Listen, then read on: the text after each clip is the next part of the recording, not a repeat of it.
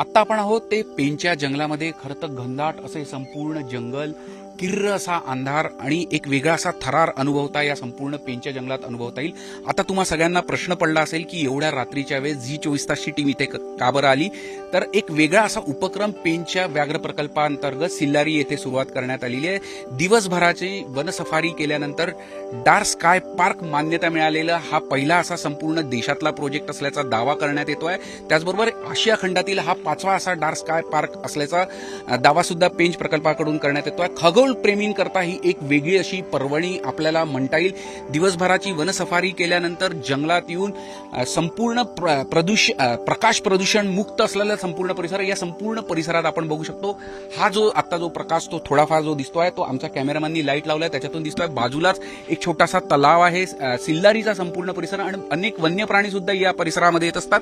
आणि त्याचबरोबर तुम्ही खगोलप्रेमी अमृत नोनी गॅस्ट्रिन, अपचन, ऍसिडिटी, गॅस्ट्रबल ह्यापैकी तुम्हाला कुठलाही गॅस्ट्रिक प्रॉब्लेम झाला, उपाय एकच, अमृत नोनी गॅस्ट्रिन. करता एक टेलिस्कोप येथे लावण्यात आलेला आहे आणि त्याच्यातून आकाशातील अवलोकन, विविध स्टार्सचं अवलोकन करण्यात येऊ शकतं. कशा पद्धतीने या संपूर्ण डार्क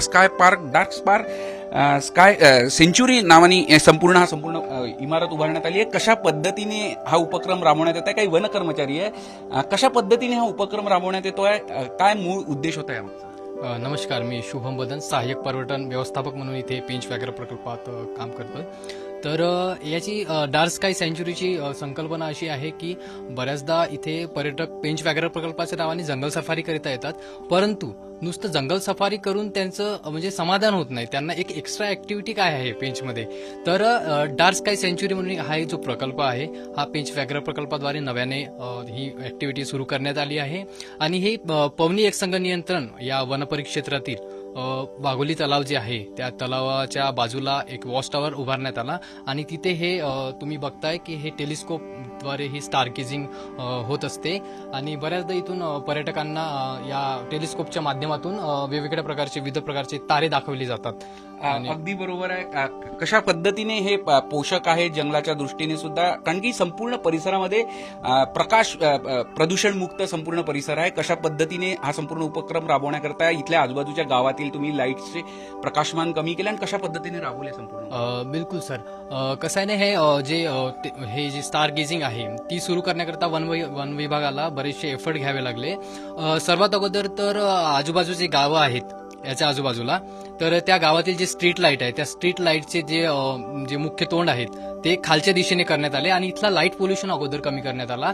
आणि त्यानंतर इथे स्टार गेजिंगला इथे सुरुवात झाली आणि लाईट पोल्युशन कमी झाल्यामुळे इथे जे पक्षी आहेत किंवा प्राणी आहेत त्यांना त्यांची जे नेव्हिगेशन असते, त्यांचा जो मार्ग असतो त्यामध्ये पण त्यांना त्याचा फायदा होत आहे. त्याच्या व्यतिरिक्त वन विभागाला इथून रेव्हेन्यू जनरेट होत आहे. त्याच्या व्यतिरिक्त इथे जे लोकल लोक आहेत इथल्या लोकांना गायडन्सच्या माध्यमातून त्यांना रोजगार प्राप्त होत आहे. तर बरेचसे विविध फायदे या प्रोजेक्टद्वारे मिळत आहेत. आपण हा टेलिस्कोप बघू शकतो. खरं तर पर्यटक पण आहे आणि अजून एक वन कर्मचारी आहे. तू कशा पद्धतीने इथे लोक येऊन अवलोकन करता, कसा प्रतिसाद मिळतोय आणि काय सांगशील या संपूर्ण उपक्रमाबाबत? टुरिस्ट लोकांना मी सर्वात आधी मून दाखवतो, कारण की मून सर्वात आधी बघण्यासारखं इतकं सुंदर असते. त्याची जी लाइटिंग जी असते ते सर्वांना आवडते आणि लोक बघण्यासाठी खूप उत्साहित असतात. तर आपण सर्वात आधी त्यांना मून दाखवू. आणि पर्यटक सर कशा पद्धतीने तुम्ही हे संपूर्ण प्रतिसाद कसा मिळतो या संपूर्ण उपक्रमाला आणि किती दिवसांपासून सुरू आहे आणि एक वनसफारी बरोबर खगोलप्रेमींकरता एक पर्वणी? बरोबर सर, टुरिस्टच्या कसं म्हणणं असतं की त्यांचं डार्क स्काय प्रोजेक्ट जे आहे त्यांना खूप म्हणजे अशी आवड होती की पेंचमध्ये डार्क स्काय प्रोजेक्ट उघडला पाहिजे. तर सरांनी आमच्यासाठी एक खास म्हणजे टेलिस्कोप आणला आणि आमच्या पर्यटकांसाठी हे करून दाखवलं आणि पर्यटकाला येतात आणि त्यांना आम्ही दाखवतो. जसं मून ज्याला, ज्युपिटर ज्याला, सॅटर्न ज्याला, जे ग्रह जे असतात ते पण दाखवतो, स्टार जे असतात ते पण दाखवतो. तर आपण बघू शकतो खरं तर जंगलाचा एक वेगळा असा थरार असतो आणि रात्रीच्या वेळेस हा थरार अनुभवताना प्रत्येकाच्या अंगावर काटे येत असतात. आणि त्याचबरोबर खगोलप्रेमीच्या दृष्टीने एक वेगळा असा अनुभूती या टेलिस्कोपच्या माध्यमातून पर्यटकांना सुद्धा घेण्यात येते.